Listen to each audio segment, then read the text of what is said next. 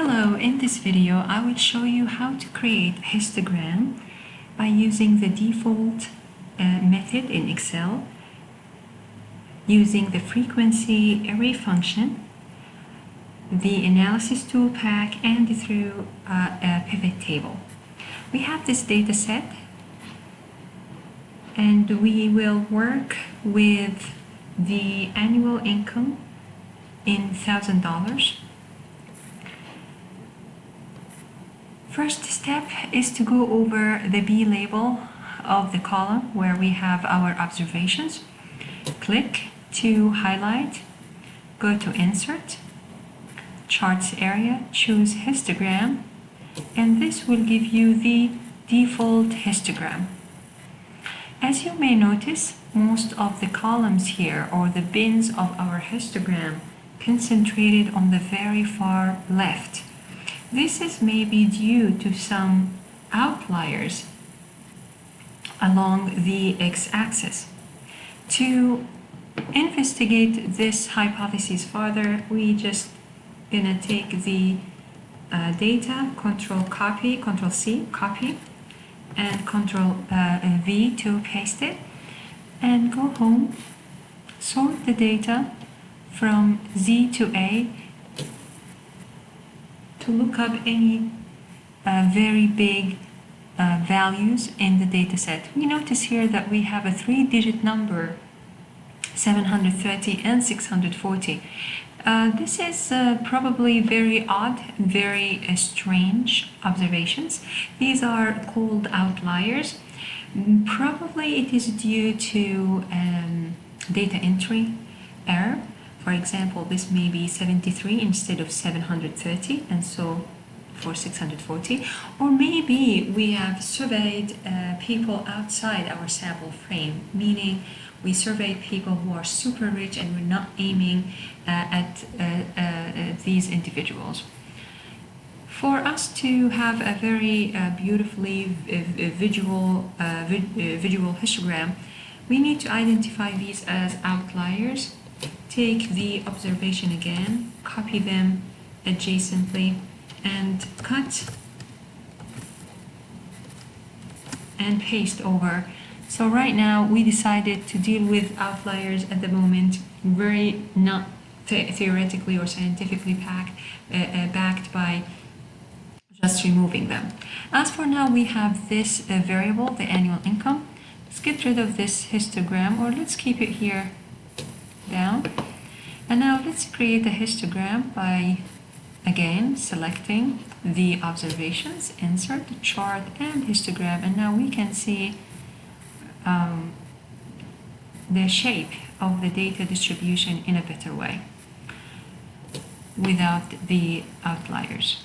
As you may see here, you can see a bill curve up to this point, and then another bill curve up to this point.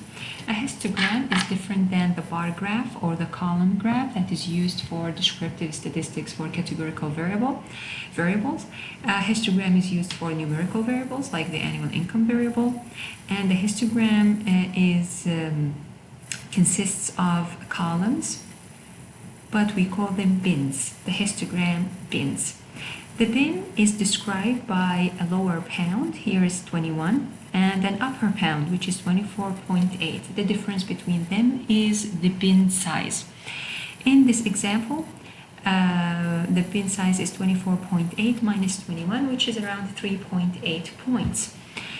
By using this default method, we can produce a fast histogram, but the bin size will be decided automatically by Excel. If we want to be in control of the bin size, if we want to determine our own bin size, then we need to use one of the following 3 methods. So let's move on to the next method, which is the histogram using a frequency function, which is an array function. For this purpose, let me take the data points without the outliers, copy that in here.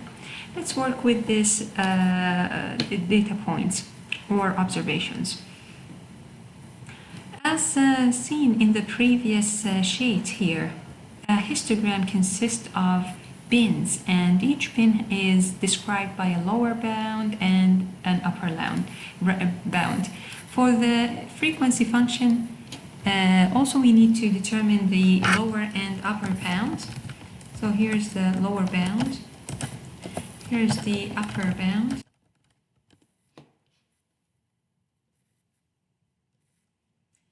For us to determine the beginning point, we need to find the minimum and the maximum values in the data set. The minimum is found by min function, and the maximum is found by equal max function, and then you click on F3 over here, Control Shift hold and down arrow. So you click on Control Shift and hold down and click the down arrow, and then you can easily select the whole range. Now we understand from the minimum value that we need to start at 21 or 20. So let's start at 20, for example, or 21. Have it nicely centralized. And let's decide that we would like to have a bin size of 5, so 20 plus 5. And then the lower pound is equal to the upper pound. And drag it all the way down. When you want to drag it all the way down, you mouse over the corner. When the mouse cursor changes to a skinny black cross, you drag it, or you grab it and drag it down, and here we go. Now the max point is 64. This is the maximum value, and 64 falls in between 60 and 65, so this means that we have a sufficient range of values. Now let's go ahead and use the frequency function.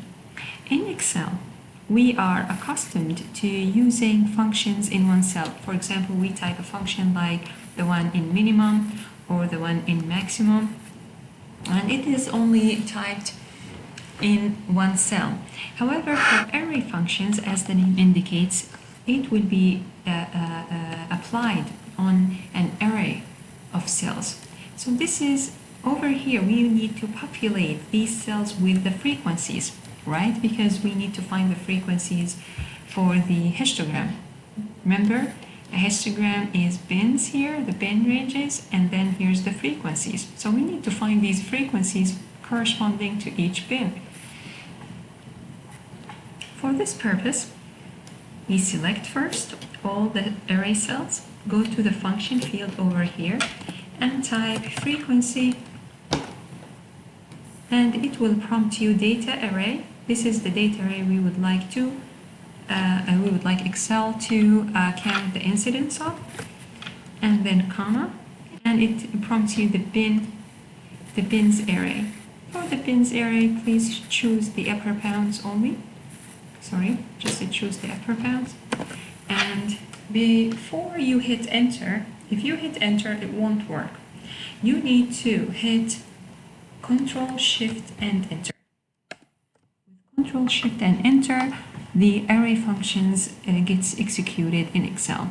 And this is the frequencies. Now, let me do something. Let me create a histogram for now. And later, I will show you why we need to do one more step. Why is it necessary? So we take this, we go to Insert, we go to Chart, and for this, we just use the columns, all right? Not a histogram. If you use a histogram, what happens is that Excel will think that this is your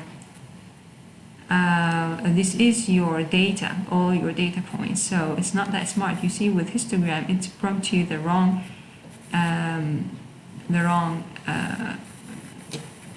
graph. So you need a column, a chart for that. However, a histogram, the bins of the histogram usually are adjacent. We need to get rid of the spacing here in between these columns. And this is all done by the design. In the design tab. Let me check how do we do that. And in fact, before doing that, let's start by looking at the x-axis here. The x-axis, we need to populate it or change it to the range of the bin, right? For this purpose, we need to add an x-axis somewhere here. And let me show you how we do that. Let's call it bins. We concatenate, so concatenate function, this with a dash, then the upper count, and close. You see, so now we have the bins concatenated together. I'll put that in there. Give it a centralized format and the drag. So how do we add the or change or format the x-axis? Basically, for this purpose, we go to design, select data, and over here 1, 2, 3, 4, 5 corresponds to these numerical sequences. This is a numerical sequence, so what we do is edit, and then we go here,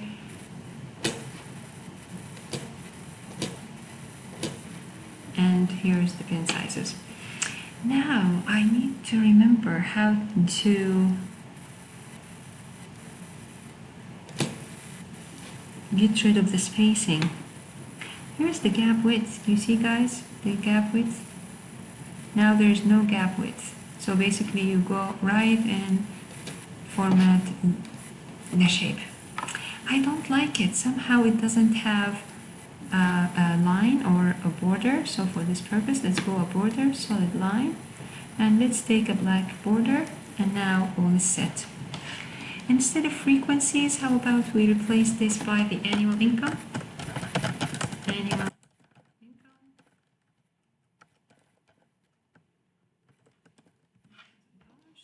And here is a histogram. And this is a customized histogram with a customized bin sizes. Now there's another way to custom make a histogram. Let's take the dataset without outliers, or the variable. It's not even a set. Let's take the variable here and copy that into the histogram analysis toolpak. Let's go ahead and go to data and data analysis. If you don't have it, what you do is go to file, go to options, go to add-ins, down manage, go to go, and then check the analysis toolpak.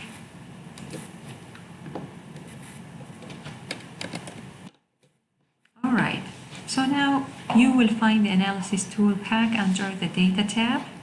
Go to data analysis and go to histogram, input data range, just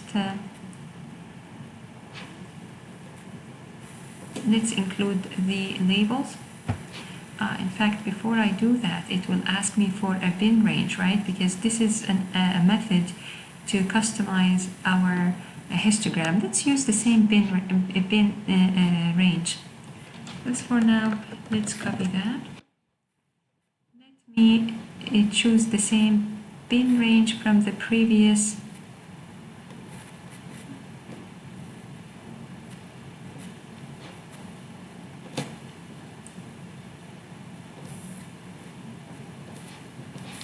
the output range.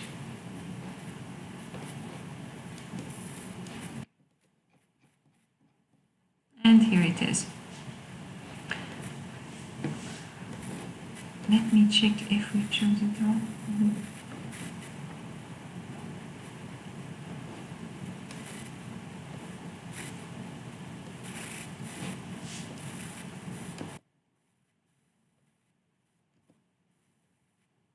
So here's a histogram. But this histogram has a spacing in between, so get rid of the spacing.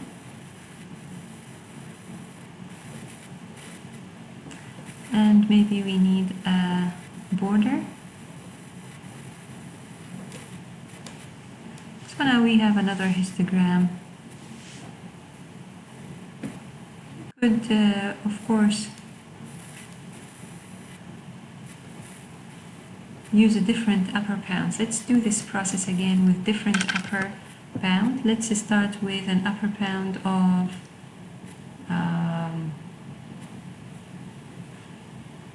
maybe 21, 31, 41, 51, 61, 71. Just randomly these upper bounds. Again, what we do is go data, go to data analysis, choose histogram, hit OK. You choose the data range. Basically, you choose it by clicking on the two Control Shift down arrow to select all. So we selected D2 all the way to D90, 999. Then for this, let's take the bounds that we just specified here. Labels is checked. And because labels is checked, we need to go all the way from D1. Otherwise, it will ignore the first. And then just to choose space here and hit OK. And here it is.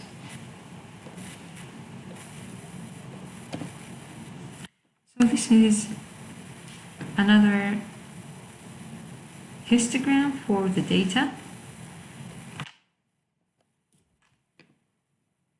Something more customized. We can see that there are some values here, 21 to 31. There was only one value, which is 21. So here's also the same thing here, 6 values here. And we know now how to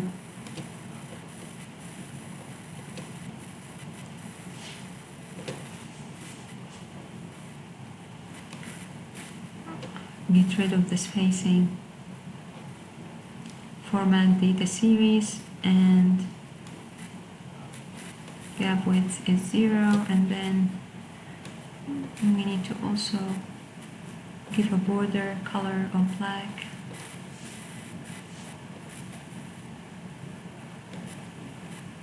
And then here we go, here is the histogram,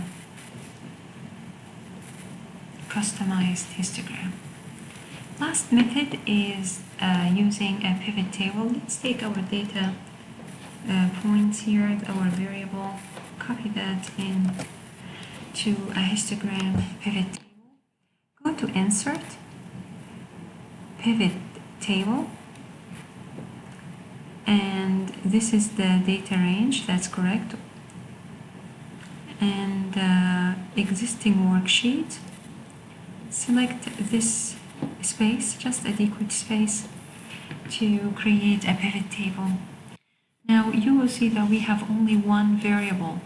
So what we do is we take this variable, once you click on it, automatically, by default, it will populate the rows area here in the pivot table.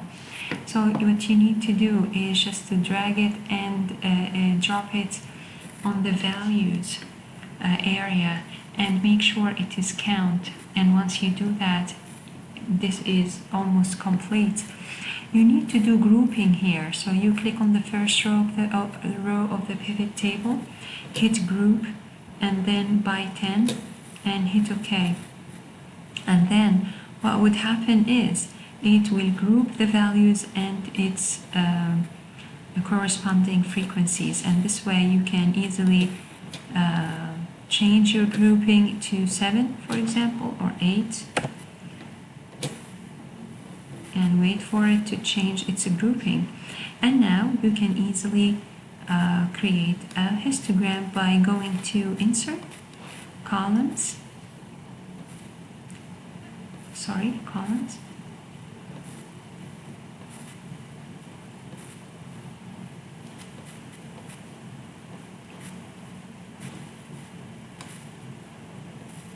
oops, I don't know why it's not. Maybe I should just copy that. Go ahead and copy that and paste it as numbers in the adjacent columns, and then just select this and go to, it seems like something is up with my Excel.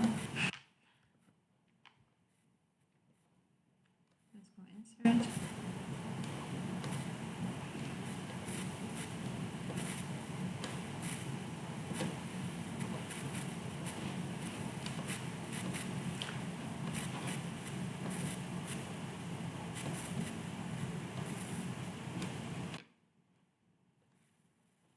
Something is up with my Excel, just not clicking on columns. And then it's beautifully detected the x-axis. What we need to do is just format data series and get rid of the gap width here. And again, you need to have a folder, a border, a nice border, maybe yellow this time, or black. And here is another customized histogram. Don't forget to change the chart title to Annual Income. I think there's something's up with my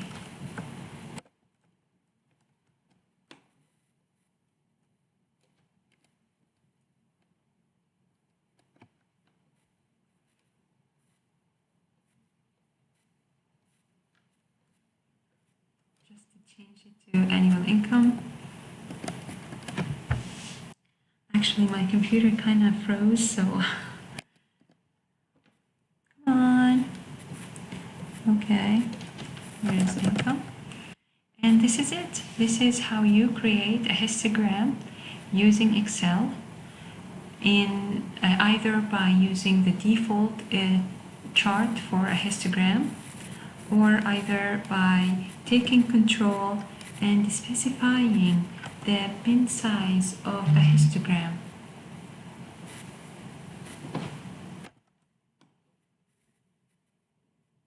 It just won't happen. Okay, so thank you so much, and this is it for now.